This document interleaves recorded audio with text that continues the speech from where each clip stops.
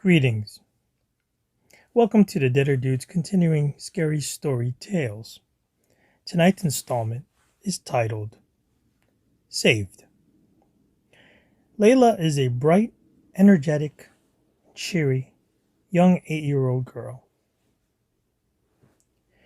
Without much of a care in the world, she loves her mom very much. At some point, she did love her father.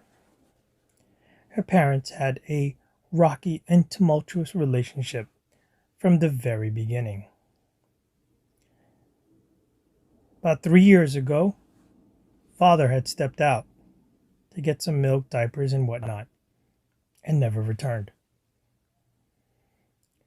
Lyla knows mother tries her darndest to keep everything together and make her happy. And she is very happy. One particular evening, mother needed a little extra to go to sleep. She tries her best to hide her tears and cry out of sight when Lyla's sound asleep. This particular night, mom had a few extra pills and downed it with a couple of cold ones. It was out like a stone. At about 1:30, 1:45, give or take, Lyla woke up due to shortness of breath.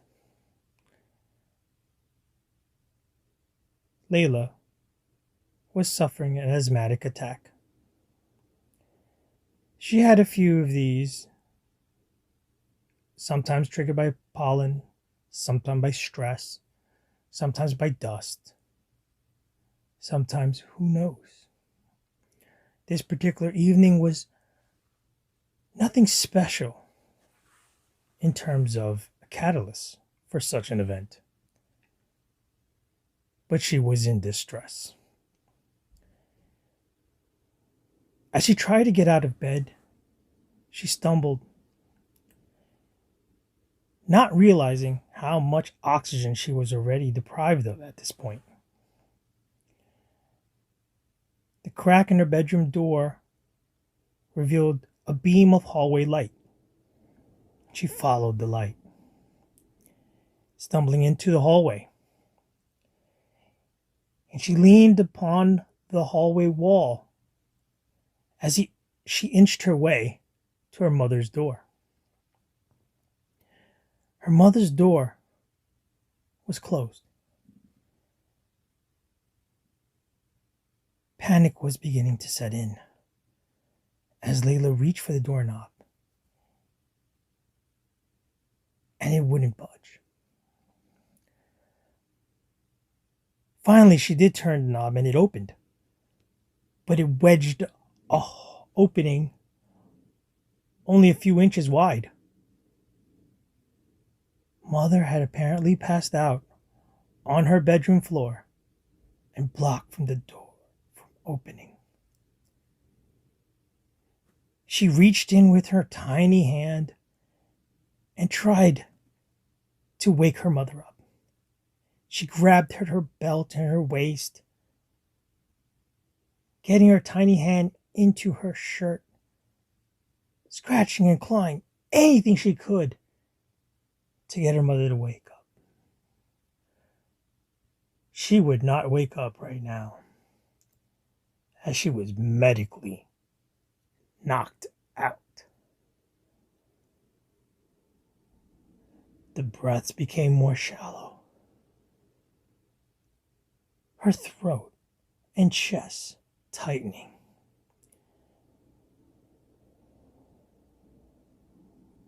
The field of view had an almost glossy, foggy effect. Then, from thin air, a voice emanated. Lyla. Lyla. It was unmistakably her grandfather, her beloved Papa. Papa had only been alive 2.5 years or so during Layla's life, until cancer took him away in a grueling, long, drawn-out battle. But he loved her with all his heart. The voice seemed to move in the direction of the bathroom. On her hands and knees, Layla crawled, following the voice. Papa, Papa. She made her way into the bathroom door, and with one hand punched the door open and looked up. The vanity mirror had creaked open, and the voice again. Layla, Layla. She looked up, but she could not stand up. She was fading. All of a sudden, an inhaler from the top shelf popped down into the sink.